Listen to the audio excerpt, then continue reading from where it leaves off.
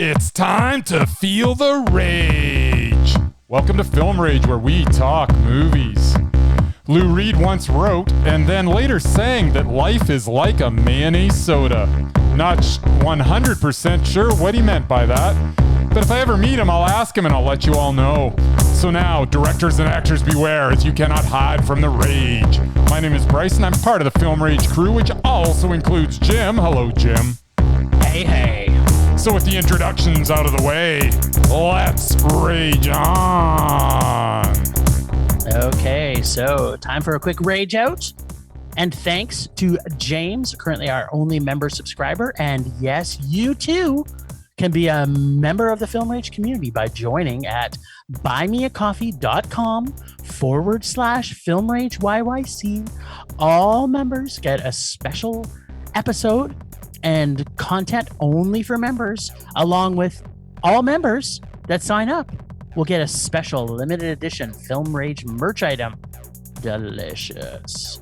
If you can't commit to a membership, you can still buy us a movie rental and dare us to see, hopefully, a terrible film. Join a huge list who have already bought us a movie rental already. And I want to thanks to each and every single one of them and give you so much love. So thanks for supporting us because you're awesome.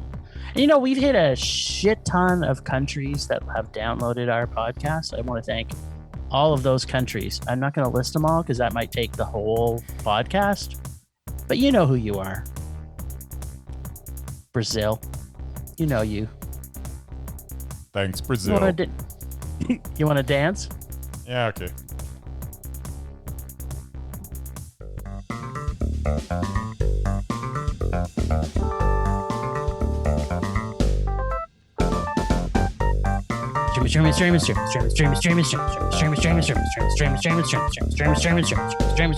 And what? We are streaming, Jim.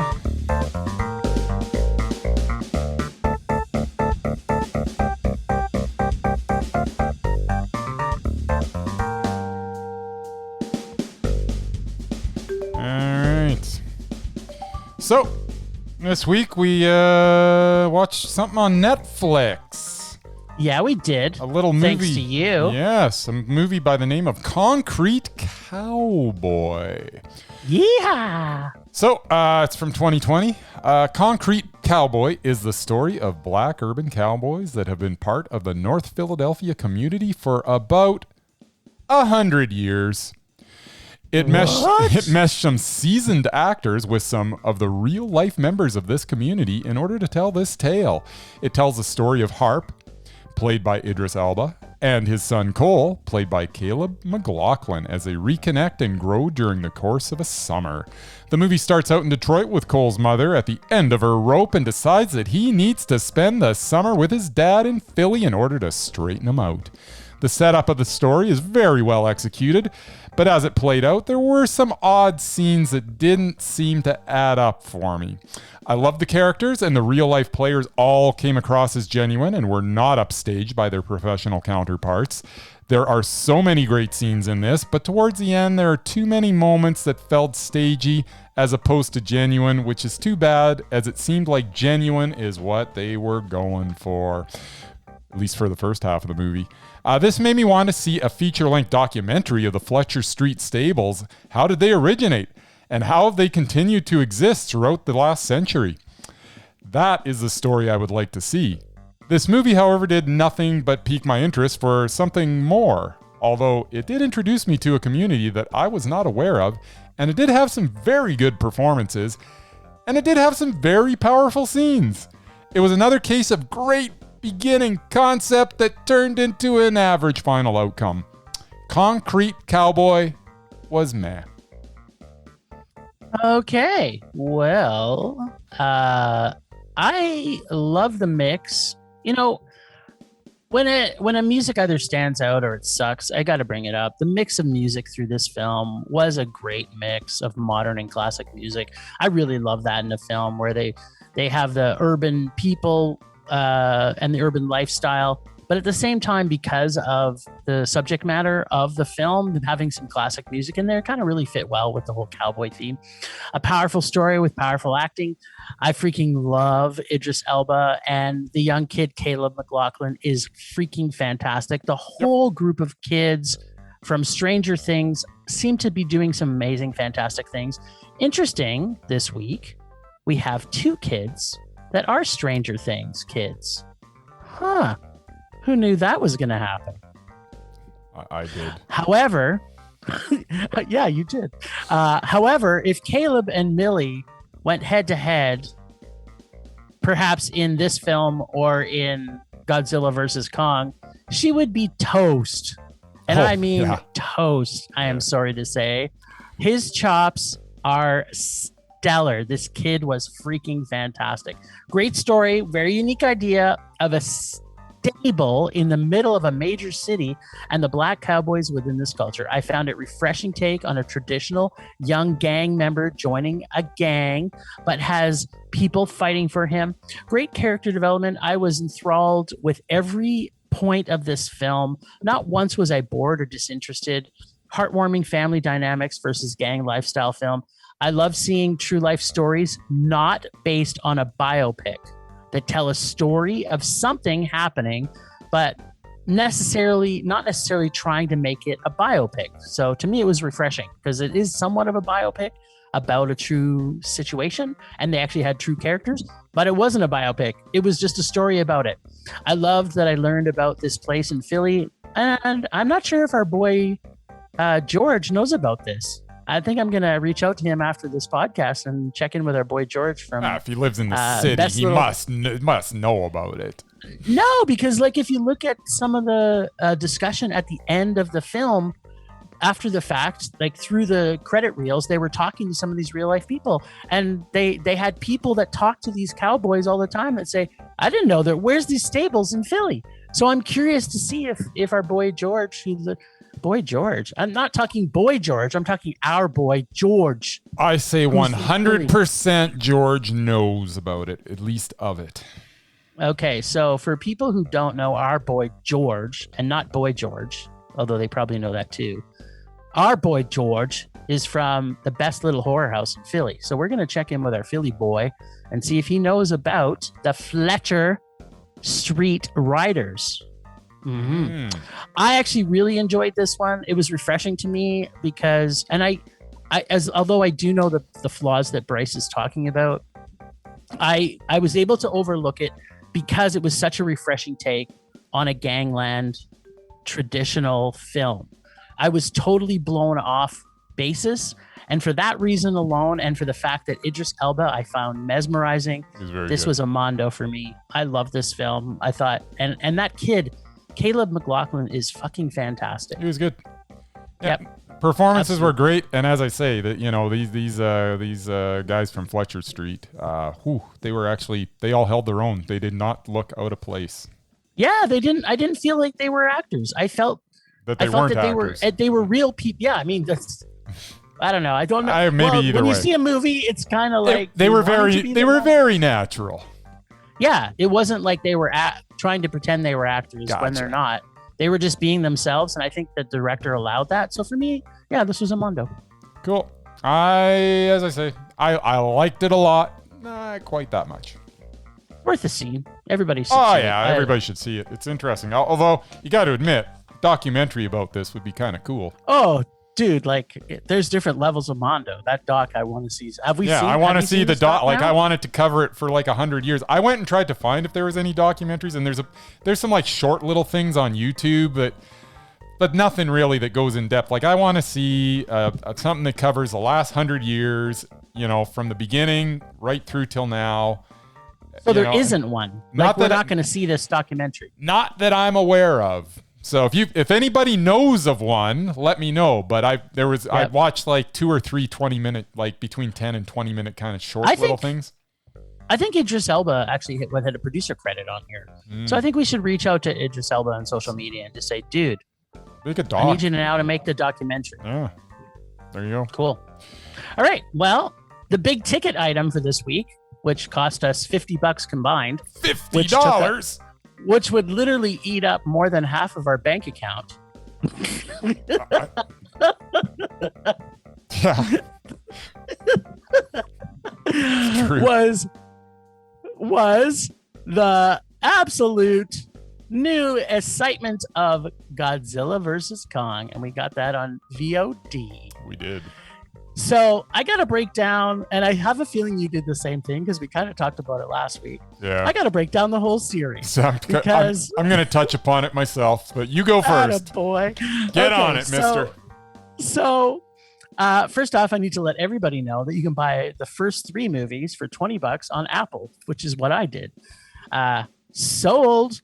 So to recap, Godzilla 2014 for me was a mondo. Yes. Had a great backstory and the right balance of monster action and story, and had Bryan Cranston for a big part of it. So it's a mondo. Kong Skull Island is a freaking mondo. And in my opinion, the king of all monster movies. It has lots of Kong, humor, action, and Samuel L. Jackson and John C. Reilly were motherfucking mesmerizing. And then Godzilla comes back in another movie called Godzilla King of Monsters. This was way too long and much too traveling around the world. I thought it, when I saw it the first time, I thought, I don't know if I really love this. And the second time, it did not make me love it anymore. I found it too long. I'm giving it a meh because it did have Godzilla, and Godzilla alone demands a meh from any rating. Fair enough. But I found it had too much monster and had too much of everything. And I found it tiresome at times. Plus, it had CLFs in it. And I fucking hate creepy little fuckers. So at the best of time, and that movie was a really bad portrayal. Okay, so the main event, G versus K. First off, again, it had way too many CLFs in this film. And for the first part of the movie, it was motherfucking annoying to me. I'm like, again, why are they making this film?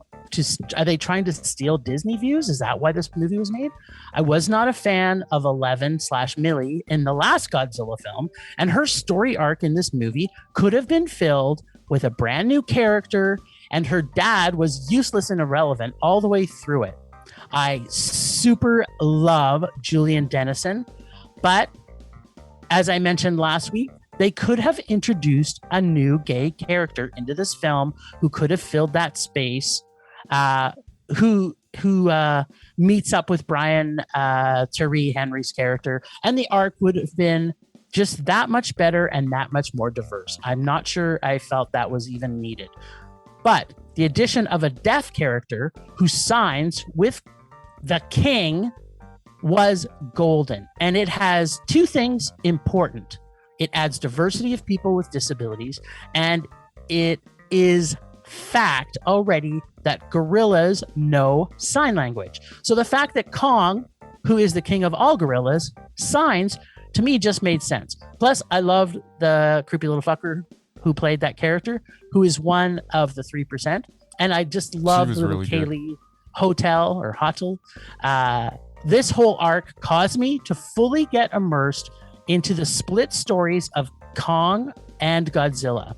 I had a bunch of issues at the first with the sci-fi side of this.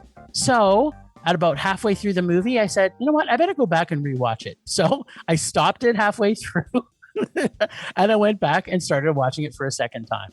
Second time, though, I was able to connect to what was unraveling a little bit better and let myself be taken over what I completely predicted was going to happen. As if we remember last week, what I said was going to happen, it pretty much unraveled exactly like I said it was going to happen. And then they were able to battle the real villain, who happens to be man. Godzilla and Kong lay waste to Hong Kong, like only 2 gods of the earth and the silver screen can do. Was there stupid, idiotic things in this movie? Hell yeah, there was. Was there things that could have been done better? Yes. It's already, I've already listed a couple. But did this satisfy my thirst for Godzilla versus Kong? Goddamn motherfucking right it did. This film took a little time to grow on me, but by the end of it, I was all in. I think fans of Godzilla, and like Bryce and I, fans of Kong / fanboys for Kong, as I want to start using hashtag, will enjoy this monster mayhem. Just like the world needs more cowbell, this Jimmy needs more motherfucking Kong. This was a King motherfucking Kong Mondo for me. Apparently, anything with Kong in it, I'm just going to give it a Mondo. All right. So yeah, just like you going into this, I watched Godzilla from 2014, followed by Kong Skull Island, followed by Godzilla, King of the Monsters, and then I finally watched this, Godzilla vs. Kong. After watching Godzilla, that feeling I had back in 2014 started to manifest itself as it teased the next film, Kong Skull Island. I remember thinking this is awesome, as it seemed it was going to take a cue from Marvel, I should say, and intertwine these two in a series of movies, as we even got the post-credit scenes that teased the next movie in the sequence. Kong Skull Island was the next, and my enthusiasm for this series grew even more, as that movie was super mondo. This built my excitement to a fever pitch for Godzilla, King of the Monsters, and that's where my enthusiasm began to wane. The promise of the first two movies seemed to take a few steps back, as this outing paled in comparison to the first two in the series. And now we have Godzilla vs. Kong, the ultimate kaiju showdown. I thought before watching this, if they could just get back to the promise of the first two movies in this succession, then perhaps this could be special. Instead, we got more of what King of the Monsters had promised, which was mediocre storytelling with some entertaining action sequences mixed in. This was basically Batman versus Superman, but with kaiju. We got some battles early on between the combatants, then we got the final battle, which ended with them teaming up against a common enemy. Just like Batman versus Superman. We got kaiju instead of superheroes, but it was basically the same. It was even the same arc, both in character development and final resolution. I did not dislike Godzilla vs. Kong as much as I was disappointed that the momentum of the first two films could not carry through to this titanic confrontation. And by the way, why do they keep on calling them Titans? They are kaiju. Everyone knows that. So stop calling them Titans. It sounds stupid. So anyways, this was a super waste of early potential. Meh. I completely get it. I'm not going to argue with your rating. I completely understand why you have it. Normally, I'd like to pick a fight. You know that about everything. But, I get why you gave this a man. I had some problems with the whole Godzilla arc. It's almost like, I don't know if there became two separate producers, and the Kong world was great. I don't know about how you felt, but the whole Kong arc to me was fantastic. Kong's always fantastic, and they seem to just they got Godzilla right in the first one, and they even got it right in the first movies period back in the day. Yeah. But, Gojira. Yeah, Gojira. But they seem to just, I don't know, they just don't got quite right. They had it so right in 2014, so I don't know how they couldn't carry that through. I just don't get it. I mean, this movie. You gotta love the Hong Kong battle. The Hong Kong battle was okay. Epic. It was awesome. It didn't save the whole.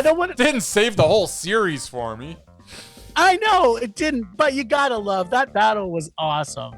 I don't want to spoil it because there's parts in it where you're gonna you're gonna have two people, you're gonna have people on polar opposites. The fact that we're both Kong fans, as we're watching it, we're going go Kong, go Kong, go. There's no question. How can you not cheer for Kong? I think it's satisfied like that for me. It was satisfying even as a Kong fan, because I don't want to say too much what happens. But, the fact that they team up and kick Mechagodzilla's ass, I loved it. It was I had problems like you did. I got over it because I got enough Kong in my life for that. So I get it. I was so looking forward to it. I really was. I was pretty stoked to see this. And I thought, you know what? I was less stoked to see it, though, after watching Godzilla King of the Monsters, because I was like, oh, yeah, I had almost blocked that movie out of my head, and it's not great. It was a low man. It was a low man. So yeah. I was less enthusiastic, before. I was like, it's weird because I watched Godzilla. I was like, oh yeah, I'm in. And then I watched Kong Skull Island. And I was like, oh. And then I watched Godzilla King of the Monsters. And I'm like, wah, wah. It was the same for me, buddy. It was the same for me. So but that's why that I knew dampened my expectations, but it still didn't live up to them. I was hoping for more. Maybe you should have gone back and watched it a second time, because then I just really connected with the Kong characters. Fair anyway, enough. I dig it. Cool. All right. So we are now going to talk about something we've been waiting to see for an entire year. Yeah, Slaxx. We thought we were going to see it like, I don't know. A year ago. Yeah, about it was that. a year because we thought we were going to see it in the theaters. Yeah, never happened. So Slaxx 2020.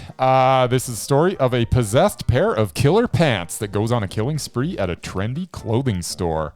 I have to admit, I like the concept. This movie is fun with some gore and innovative kill scenes and some entertaining dance numbers as well. It mixes in some heavier themes to think about, such as excessive consumption and corporate exploitation of workers, both domestic and abroad. But it does not get bogged down by the weight of these issues. The film is entertaining and has some enjoyable moments. The ending makes the statement that it was going for. At 77 minutes, it is a breezy bit of entertainment. Do not watch it if you're expecting a horror movie, as it is more of a comedy with a side of social commentary. Slaxx was meh. Well, let me tell you what I thought of Slaxx. Go to it. So, we saw Slaxx, by the way, on VOD. Yep. And I want to say thanks to the producing team who actually tagged us out on Twitter to tell us where we could get it, because we've been trying to get it for so long. I was starting to get complainy about the fact that we had no way of accessing it. So they said, yes, finally, we have it on VOD. So Slaxx has absorbency, stretchability, has hypnotically murderability, has organic cotton, and can help you fit into pants perfectly for 5 pounds over or under. And I'm not sure why it's under, but okay. Right off the bat, I was very excited to learn how many employees were employed at this store. This gave me hope that there was going to be the Slack Fest I was hoping it would be. For an entire year, I had been in huge hope to see everyone, and I mean everyone, eaten by Slaxx. This is deep-seated in a retail horror parody. Loved the commercial with slogan, "Sweatshop free," as their primary feature for the brand. The manager douchebag does a great job of being a douchebag, almost like my old manager at the leather store I worked at when I was in high school, except this douchebag wasn't trying to fuck all of his staff like mine was. So I kind of like the fact that they have a great retail douchebag story. Every kill that our hero, quote unquote, the Slaxx, does just continues to outdo the murder before it. After the first murder, you kind of know where the movie is heading, but I just kept getting more invested in this beautiful fabric spun by our new friend, Slaxx, as I will now lovingly call him. Plus, the Slaxx, although a psycho murderous cotton blend, was respectful enough to pack its kills neatly away out of the way of everything, and just keeps it clean. Slaxx is a clean person. I think my favorite scene is when the douchebag manager walks in on the pants drinking blood, or maybe the Bollywood dance scene, or maybe the bindi scene, or perhaps the pantsing frenzy, as I like to call it.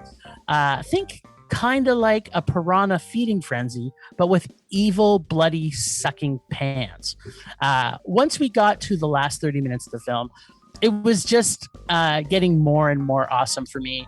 Killer pants from the get-go. The filmmakers are not taking themselves seriously. This tongue-in-cheekness of this film just makes it for a fun ride all along. It's a direct comedic backhand to the fast fashion industry and does it with a murderous, bloody, pants-filled, super slapping backhand. Moral of the story, don't fuck with Slaxx.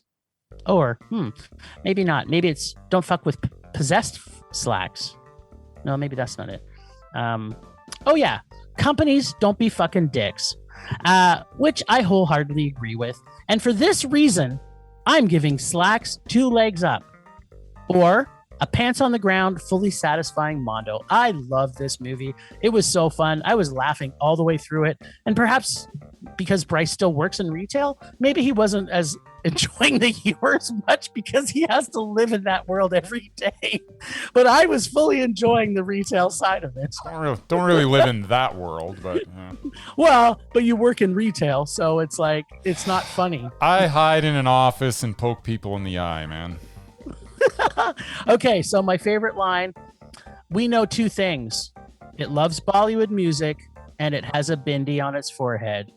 Solid gold. Having a bindi, it doesn't even have a face, and yet it had one. Yeah, it was okay. But it was fun. You liked it? It was fun. Yeah, no, it's no question. It was fun. Calling it Mondo, that's a bit of a stretch, but teach their own. Well, you know what? I just love killer pants. I've been wanting to see this movie, and it gave me everything I wanted from the very first murder. It was like, yeah, the pants ate her alive in the bathroom. It just set the stage. It was. I fully enjoyed killer pants. As I say, kill scenes were entertaining. There were some laughs, definitely. It was good. It's funny because could you compare this to a slasher film or a Slaxxer film? No. Because are the Slaxx actually like? I mean, you think of Jason. Jason is possessed, and he's supernatural.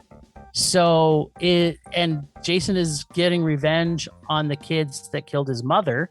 So I'm kind of thinking this is a Slaxxer fest. Well, there you go. I don't know. So would you call this? What would you call this? A supernatural thriller, or was it? I call it I think it's like a slasher. So for me, slashers are not my favorite, but Slaxxers, I'm okay with. I think it's just a comedy. Did you like the Slaxx feeding frenzy? It was awesome. Yeah. They skinned him. He skinned all his meat off his bones.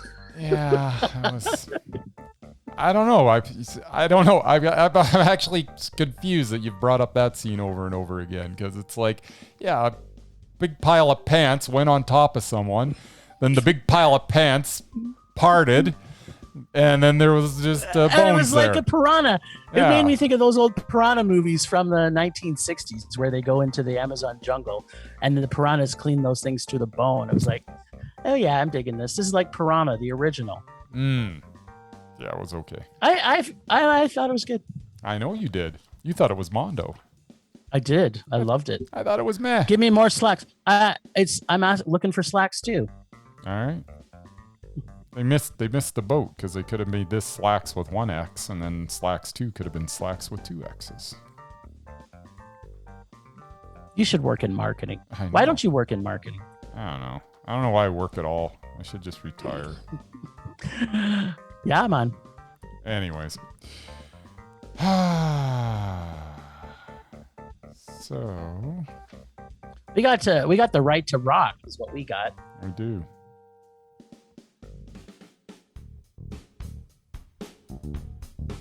So we got to see a special screening from GAT.ca. It's a PR group that works with HotDocs Festival, which is coming up April 29th to May 9th, 2021. And you can get all of the content at hotdocs.ca.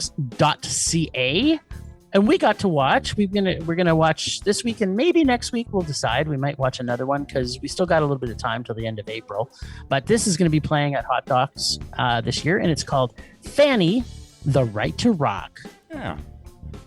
The Right to Rock reveals the untold story of a Filipino-American garage band that morphed into a ferocious rock group, Fanny, who almost became the female Beatles.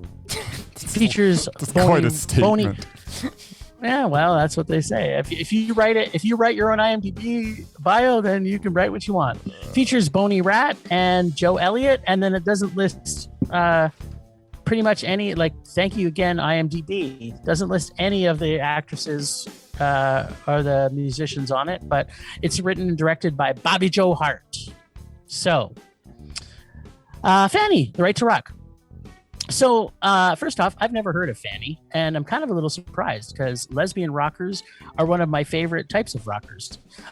This doc has a ton of content in it. It's about feminism, equality, fighting racism, female empowerment, kick-ass ladies who kick ass and rock without dicks, and so much fun. These ladies took no shit and knew how to get shit done. I love rockumentaries that have a lot of music. And this really gave you all the Fanny in your face and your ears could take in. So much rock, so much guitar face, so much awesomeness. I loved going on this journey of these legendary all-female group who I'm sure kicked ass and definitely punched dicks. This film has so much heart and sadness and still kept fighting forward even though the universe seemed to not want it to. Fanny is awesome. And this movie was motherfucking kick-ass mondo. Favorite line, we are playing our asses off. We are playing our asses, our fannies off for everyone, and it's not enough. That pretty much sums up this movie. This movie was great. I loved it. Cool. Just like you, Jim, I cannot believe that I've never heard of this band that apparently influenced so many. Seriously, how have I not heard of Fanny? The first all-girl band signed to Warner Music that opened for bands such as Humble Pie, Deep Purple, and Slade, as well as Ike and Tina Turner. They had numerous TV appearances that included The Kenny Rogers Show. It's like my favorite show. The Helen Reddy Show, and Dick Cavett. I've watched some Dick Cavett. Anyways, how like Dick? What are you gonna say? How have I seen nothing about this band? This doc presented the good and the bad that was Fanny, from their humble origins to the debauchery that took place in their place of residence, Fanny Hill. They dealt with sexism and racism. They spent some time in the UK where they got some more respect. They went through a period where they had to go through some group therapy sessions to keep them together. They had Warner Brothers trying to dress them in skimpier costumes.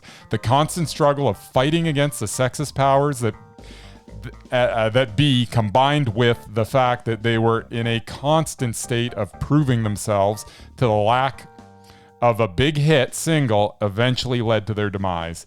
It is ironic that they were actually already broken up when they had their biggest hit, charting at number 29 in the single Butter Boy. After breaking up, the members went their separate ways. Nikki had a kid. Bree stayed in the music business, working with the likes of Carole King, Roger Daltrey, Jimmy Buffett, and Duran Duran. June started an institute for young girls to play music. And then for them to come together again 40 plus years later, in their late 60s, to give it another go was pretty cool. Really enjoyed this look at one of the most influential bands that I have never heard of. Fanny, The Right to Rock, was mondo. Of course it was. If you would have given it anything else, I would have slapped your Fanny, bitch. Yeah. No, this was great. I'm baffled that I had no inkling of this. Yeah, you know what? It's so interesting, right? Because it's almost like people didn't want us to know about it. Yeah. Right? It's like, how many bands do we know about that though? I mean, that's happened before where it's like, this band is so influential. It's like, okay, I've never heard of it. And then when you hear it, right, you kind of go, I can see why. Although it's interesting because I went and downloaded all their music on iTunes. And the new album, the sounds do kind of get tiresome. Like, I don't think that the strong, but they have, the one single or a couple singles on it. They're pretty good. They're catchy, but they've lost their rock, man. Like, the footage they were showing of that old stuff, that was good. Man. Like, I was rocking so much out. Guitar face. Yeah, totally. Their early stuff is great. Like, if you go down and download that off Apple or Spotify, you're gonna be pretty impressed to go, whoa. These ladies know how to get it done. And you know what? Fighting, not only were they fought racism, they fought sexism. Yeah. They forgot they had to fight they kind of had talked about majority of them were lesbian, but I don't think all of them were lesbian. No, they had so much against them. Yeah. And for them to get as far and as influential as they did, kudos to you. I'm just like super super pumped by this story. It's not the favorite way that I want to go into the next segment, but it helps to fuel my rage for what I'm going to complain about. Does it now? Hell yeah. Temperature rising. Vision blurring. Rage taking over.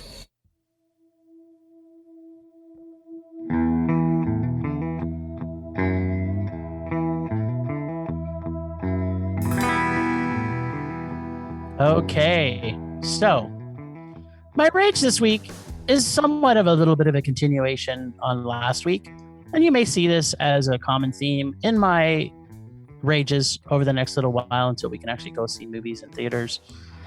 But what the fuck is with all them trying to cram kids into Godzilla and Kong movies? This was never something that's ever happened from the past.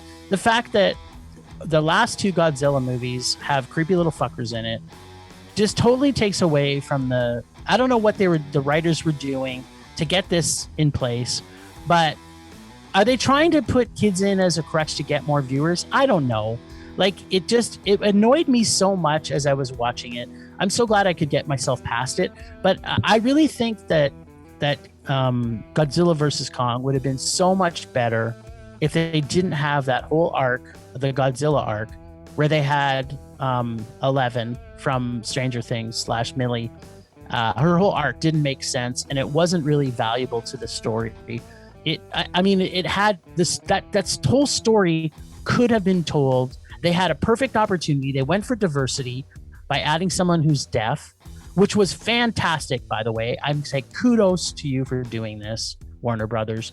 But could you not keep this moving forward? You had diversity of every other character. You had people of color in this film.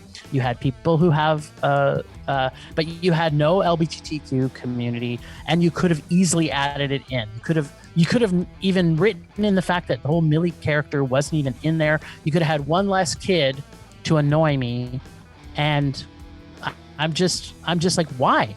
Why do they need to put kids in movies to try and draw more people?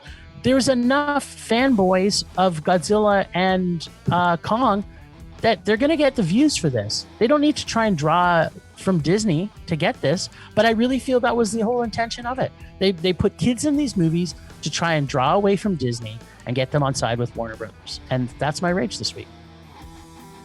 All right. You say? What? Cool. CLFs or no CLFs? Do we need them? Do we need them in a Kong movie? Do we need them in a, like, Kong had no kids.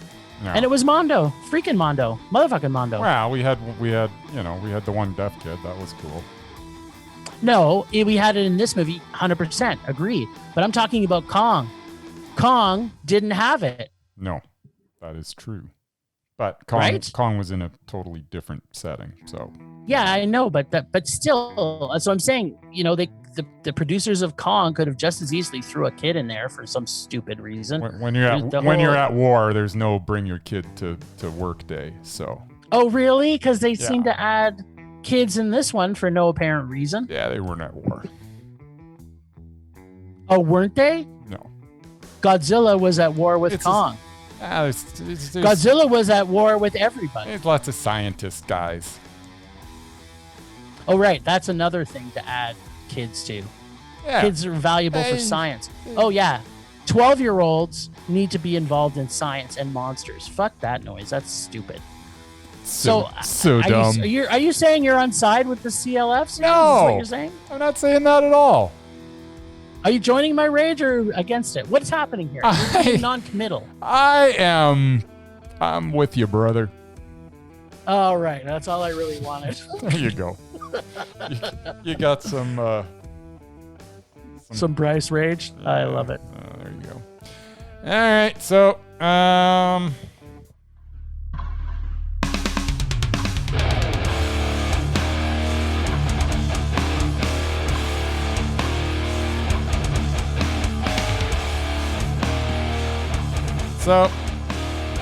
my rage this week is just the wasted potential that was Godzilla vs. Kong. You know what? Maybe this isn't so much of a rage as me just being, really disappointed. Bryce? You being rage Bryce? Subsiding.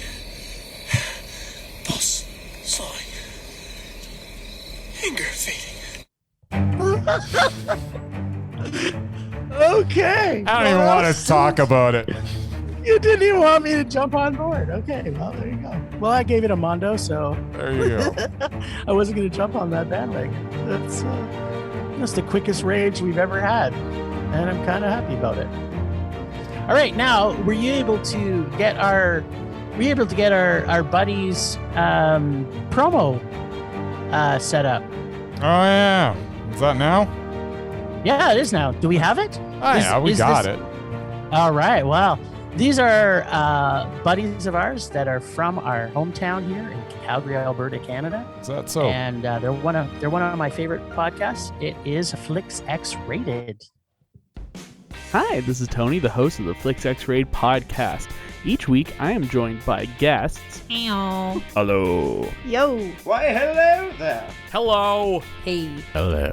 Hello. And we have a roundtable discussion where we dig deep and x-ray a bunch of our favorite films and some really terrible ones too. We really like to go back and take a look at films that may be forgotten, maybe in the past, and still lovable films. If you want, you can follow us on all the major platforms, iTunes, Google, Stitcher. If you want to find out more, you can find us online at www.flixxraid.com. And you can also find us on Twitter, Facebook, and Instagram if you want to reach out to us. Good night, Internet.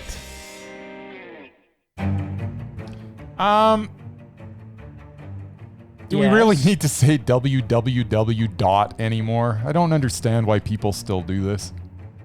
Well, because old people listen to these things. Really? So old people need to think they. I'm surprised it didn't add the https://www, but I get it.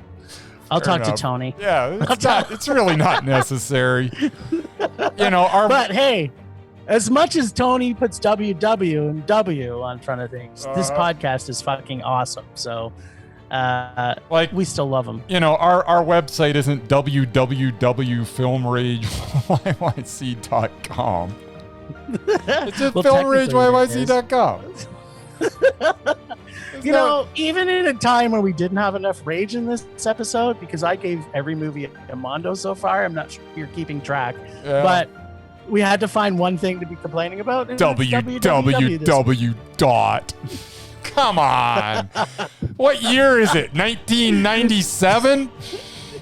Okay, so I have to tell you, I was on a podcast earlier last week, and this was one of the things that we brought up as a joke, because at the end of the podcast, I said I had to make special commentary to the old people listening, that if they were listening, to make sure they typed in www.filmrageyyc.com. So all the people that are listening that are over the age of, let's just pick a number, 60? You don't have to type www in your search engine. No. You really It doesn't don't. happen anymore. It doesn't. It's not a thing.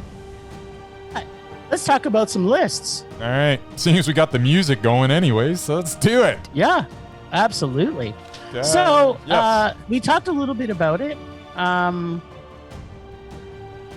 little bit earlier, and I'm going to throw out Idris Elba as mesmerizing, because I think he's awesome, and he mesmerizes me every time I see him. Yeah, Now, no, he's good. He's definitely not undoubted, because he's made some shitty movies, but even in those shitty movies, he's motherfucking mesmerizing. I tend to agree. I really like Idris Elba. I will give, even if it does look like a total piece of crap, I'll give it a shot because Idris Elba's in it. Yeah, exactly, right? And, yeah. you know, more often than not, he's at least It's worth still a man. watching. Yeah. Yeah, I don't think he's made a couple of bad movies. I don't want to go through them all. He's made some stinkers. But overall, the fact that he's solid. in it's made it better. Yep. Okay. The other person I'm putting through for mesmerizing, and it doesn't matter what she's in, I think she steals the show of everybody, and that is Juliette Lewis. I'm not sure if we've talked about her in the past. Maybe I tried to get you on board with that before, but I can't remember what I saw her in on the weekend, and I was just like, holy fuck, she's just so... Juliette Lewis? Hell no. No. What are you talking about? No. I love her. Oh, no. She's so weird and quirky. I think she's awesome. She makes me want to turn the movie off. So you're basically saying that you think that she's maybe, just wondering though. I think she's maybe repulsive. She's closer to repulsive than mesmerizing for me. I literally Okay, well, no. I'm not saying that she's not repulsive in a lot of movies. I'm just saying that I am not really think mesmerized. she's mesmerizing. No. Well, I guess that's a hard no. Okay, No. well, I think I'm going to throw out my. You know what? I actually did a lot more homework on the weekend than I thought I did. Perfect, because I did none. Yeah, I know. Okay, so would you rather have a repulsive or a doubted? Repulsive or a doubted? Give me the repulsive. Okay, I may even give you the doubted because we're running. Why not? We're not running hot. Okay, so you've got 2 males and 1 female. Do you want one of the males or do you want the female off the list first? Sure. Female. So on the repulsive list this week, as much as she's probably one of the hottest actresses that's ever lived, I am putting Megan Fox on as the repulsive list. Megan Fox? Nah. Okay, what have you seen her in that you went, wow, that movie's good? I like Jennifer's Body. Okay, I'll give you that. But Yeah, she was her and probably repulsive her and in Amanda it. Seyfried. That was a good movie. Yeah, it was. And she was but good she was in still it. repulsive Nah, in it. she wasn't. No. She's terrible. No. Okay, well, I guess I forgot about Jennifer's Body because I did really. It was a good movie, and she was fine. But every other movie she's made has been terrible. And Amanda Seyfried's always good. I didn't say Amanda Seyfried, did I? I know, but I just said they were in Megan it together. Fox. Okay, so what other than that one movie, can you think of anything that? I don't know. It's just what popped into my head. Well, of course she's terrible. Everybody's terrible in the Transformer movies. That's just, you can't be good in the Transformer movie. The Transformer movies is not conducive Like to an you oxymoron. to you shining as an actor. It's just, it doesn't matter. You're just there as filler between giant metal rolling over each other with loud explosions and stupid And camera CGI. angles and just ridiculousness. I don't even know who is who. Who are the Decepticons? What are the other ones called? I don't even know. I don't know who the good guys are. Roboticons? Who are the bad guys? I don't know. They're just rolling over each other. It's just a mess. The bad ones is Megan Fox. Remember that. Whatever. Megan Fox is fine. Okay, She's well, fine. Transformers is If terrible. you're not on board with this, I don't know what is. So, my doubted is Demi Moore. Okay, Now- you're gonna have to list the movies. Okay, so I'm going more recent to older. Yeah, I've seen her in a couple of things recently, so I'm Yeah. sure they're gonna Well, be on there. I rented Songbird from 2020 the other day Okay, because it was 99-cent rental that's a good price. and it was a rage. Yeah, it was a rage. 99 cents for Rage. What a bargain! And then, yeah, and I didn't know she was in it, but then she shows up to make me barf. Then she was in this terrible, terrible movie called Corporate Retreat Yeah, I saw from that. 2019. That was god awful. It was I couldn't believe it got Now made. I was just looking at it. I was like, what? Who made this? Why? And she then was she- terrible in it. She was terrible in it. I think she produced it, which made it even worse. Nice. And then she did 2018, which I haven't seen this. It was Love, Sonia. No, So this is I a haven't seen question it. mark. Yeah. But Yeah. 2017, she made a movie called Blind, which was a rage. Yeah, I saw it. It was bad. So bad. 2017 was called Rough Night, and it was a rage. Then she did 2016 Wild Oats, which was a rage. Yeah, I don't know why I've seen all these movies. I don't with think her. I saw Maybe I Wild keep thinking Oats, she's but- going to make Ghost again. Then she made 2015's Forsaken, I've seen which was a Forsaken. rage. That was a rage. That was god awful. and then she made in 2013 Very Good Girls, which I also haven't seen. So for me, it was question. Yeah, go ahead. I'm sure it wasn't a Mondo. For No, you. no, I don't think I haven't seen that one either. So it's question mark, rage, rage, rage, rage, question mark, rage, rage. So the question I pose to you, because you haven't seen enough. Oh, Apparently Demi I've seen Moore. enough. She's done. Okay. Okay, so we don't have to see Love, Sonia, No. or Very Good Girls? No. She's doubted. Hot damn! I'm so excited right now. Yeah. Just the fact that you had to go back to 2013 to go 8 movies back tells you what everybody thinks of her. Yeah, and not one of them has been a major blockbuster. It's not like a G.I. Jane or a Ghost or whatever other big movies. Ghost. Yes. Ghosty. All right, well, so we had a pretty successful. We got a no for Megan Fox. We got a yes for Doubted for Demi Moore-Doubted. Demi Moore-Doubted. And when we got a yes for Idris Elba. It was a success. So check in next week when Bryce has at least 2 or 3 things to pull forward. I get back on his job. I'll do better. I will. Now the moment we've all been waiting for. Is it? I don't know. I'm excited. All right. Well, if you're excited, I don't know. Somewhat excited? Nah, not really. Anyways, you're half cocked?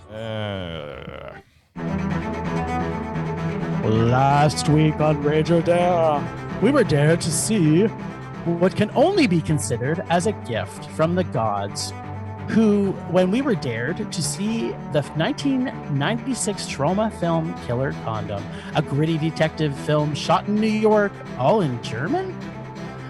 This week, we have another dare on deck from one of our fantastic ragers who bought us a movie rental. Let's check in with Bryce, whether he was turned off or turned on by a lot of German sex party with lots of killer condoms. Bryce, tell us your thoughts on killer condoms, yeah? I don't know why we were watching this movie as part of this segment. I just don't get it. This does not seem like the kind of movie that should be in this segment, because you can't rage on this movie. How can you rage on this movie? No one can. So there is a disconnect between what this segment is and what our listening public thinks this segment is. Like a big disconnect. I mean, the fact that we got, you know what? Forget about the killer condoms. Forget about everything else. The fact that we got an exclusive, completely in German, set in New York City where everybody speaks German, including the policemen, and like nobody speaks English. That alone is worth watching. It was fantastic. And then you get great lines like, even good girls from Oklahoma end up biting off some guy's dick. I mean, that's gold. I mean, in no way, how can you rage against that? You know, it was about man eating rubbers. Come on. Was it Mondo? No. Was it a very intriguing curiosity that I was absolutely mesmerized by the entire length of the film? Having said that, it didn't need to be an hour and 47 minutes. We could have told this story a little quicker than that, but that is my only complaint. It was good. I liked it. It was a high man. Okay, well, just you wait, mister. There's no rage here. Let me tell you what I thought about this movie. Okay, so, German film shot in New York. So good. About true love, evil Catholics, great detective work, and oh yes, condoms that eat dicks, and not in a good way, if you know what I'm saying.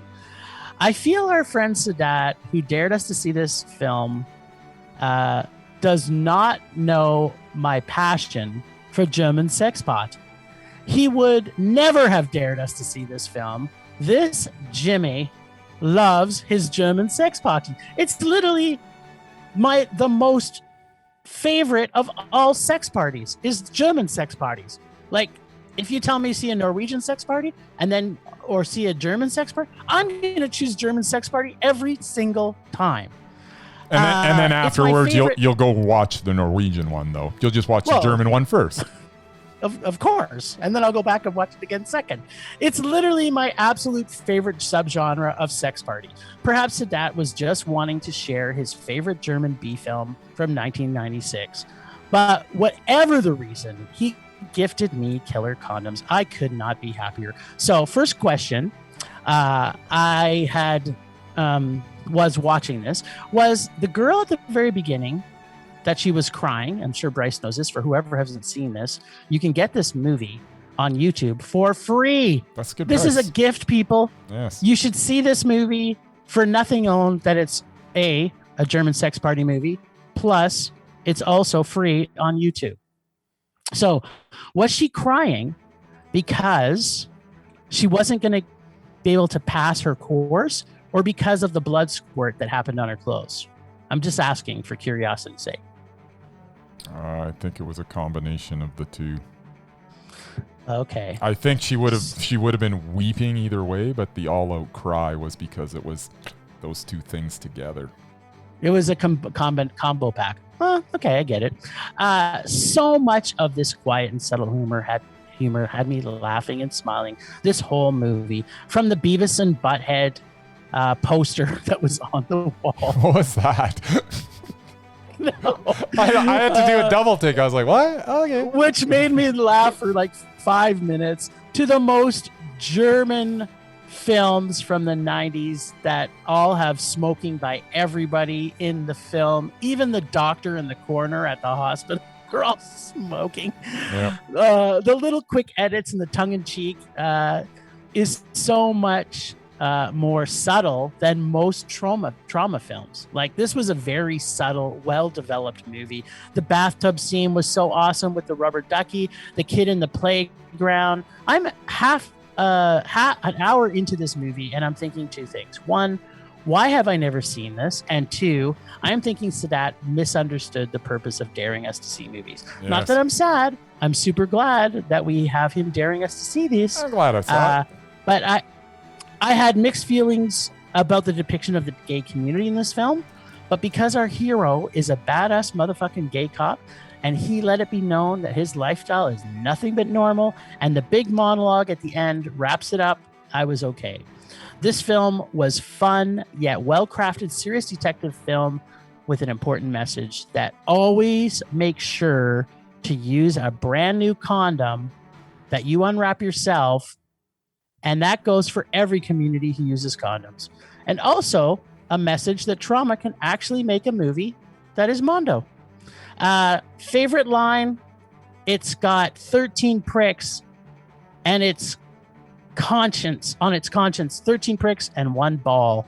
Or, nice penis, yum yum. Or, I mean, what can a man do in New York if he's lonely and hasn't got a dick? Yes. That line itself pretty much summed up this entire movie. There you go. And so many great lines. I could just go on, but we have to unpack a few things. One is the name Macaroni.